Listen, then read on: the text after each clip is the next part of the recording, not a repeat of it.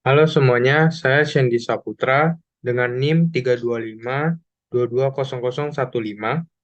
Hari ini saya akan membahas tentang peran ilmu kimia terhadap ilmu teknik sipil.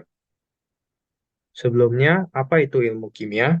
Ilmu kimia adalah ilmu yang mempelajari tentang komposisi, struktur, properti, dan juga reaksi kimia dari suatu materi. Di ilmu teknik sipil sendiri terbagi menjadi beberapa konsentrasi, di mana ilmu kimia berperan, terkecuali untuk manajemen konstruksi karena tidak berurusan dengan hal-hal kimia. Di sini ada struktur bangunan, hidrologi atau keairan, lalu transportasi, dan bidang geoteknik. Sekarang kita akan memasuki berbagai contoh aplikasi ilmu kimia dalam bidang teknik sipil. Yang pertama, beton. Beton adalah material yang sangat umum digunakan dalam konstruksi. Beton sendiri terbuat dari air, lalu ada agregat halus yakni pasir, agregat kasar atau kerikil, dan zat perekat yang kita ketahui sebagai semen. Ilmu kimia mempelajari reaksi hidrasi di mana campuran tersebut dapat menghasilkan beton yang mengeras. Di gambar kiri bisa dilihat proses hidrasi semen dalam jangka waktu yang sudah ditentukan. Kemudian di sebelah kanan kita juga bisa melihat zat-zat kimia apa saja yang terkandung dalam beton. Kemudian yang kedua, aspal. Aspal adalah bahan material yang sangat penting untuk pembangunan jalan. Aspal sendiri terbuat dari minyak mentah yang diperoleh dari perut bumi. Minyak mentah tersebut melalui proses distilasi, di mana minyak mentah dipanaskan pada suhu yang sangat tinggi. Minyak mentah terbuat dari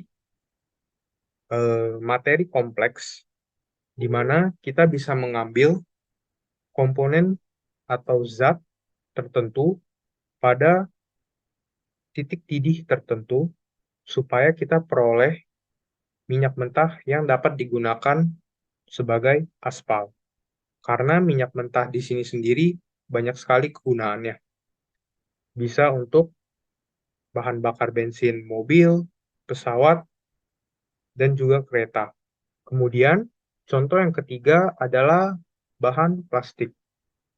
Siapa sangka plastik bisa dipakai dalam konstruksi. Ilmu kimia dapat melahirkan ide-ide kreatif dan inovatif dalam pengembangan material. PT Block Solution adalah perusahaan asing yang telah merealisasikan hal tersebut dengan mengelola sampah plastik menjadi balok bangunan.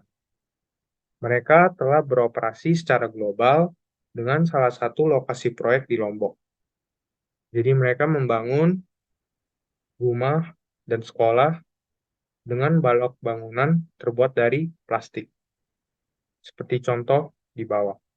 Proses pembuatan plastiknya sendiri dimulai dari dengan pengambilan sampah-sampah atau limbah dari tempat pembuangan akhir yang ada di Lombok. Kemudian melalui proses dan dipilah sehingga mendapatkan plastik yang nantinya akan digunakan oleh mesin pencetak balok.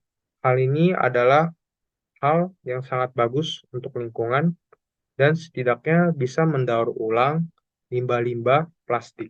Kemudian PVC mirip seperti bahan plastik. Pembuatan PVC itu melalui proses polimerisasi yang bisa kita belajar di ilmu kimia. PVC sendiri kegunaannya sangat banyak di teknik sipil. Bisa untuk saluran keairan di struktur tertentu seperti bangunan gedung ataupun rumah. Dan PVC lembaran juga dapat digunakan dalam daerah-daerah dengan kelembapan yang sangat tinggi, seperti di dapur ataupun di kamar mandi. Lalu, selain aplikasi ilmu kimia terhadap material, ilmu kimia juga dapat diaplikasikan ke dalam praktikum-praktikum yang ada di teknik sipil. Contohnya seperti praktikum mekanika tanah. Hydrometer test adalah salah satu uji coba untuk menganalisa distribusi butiran tanah. Tes ini menggunakan bantuan larutan dispersi yakni water glass untuk memisahkan butiran-butiran tanah. Jadi, di praktikum ini diperlukan zat kimia yang dapat membantu menghitung diameter butiran tanah. Karena butiran tanah itu sangatlah kecil, berkisaran di antara 0,002 mm sampai 0,075 mm, sehingga tidak bisa disaring dengan cara biasanya. Lalu selain pada praktikumnya, alat-alat yang kita jumpai di laboratorium juga adalah hasil aplikasi dari ilmu kimia. Alat-alat seperti boiling flask, beaker glass, dan pyknometer semua terbuat dari kaca. Namun bukan kaca biasa, melainkan kaca khusus yang tahan terhadap suhu ekstrim dan tahan terhadap zat-zat kimia yang korosif, sehingga praktikan dapat menggunakan alat-alat tersebut dengan aman. Jadi ilmu kimia berkontribusi besar pada pengembangan material konstruksi, dan juga aplikasi ilmu kimia dapat kita temukan dalam praktikum-praktikum di teknik sipil. Sekian dari pembahasan saya. Terima kasih.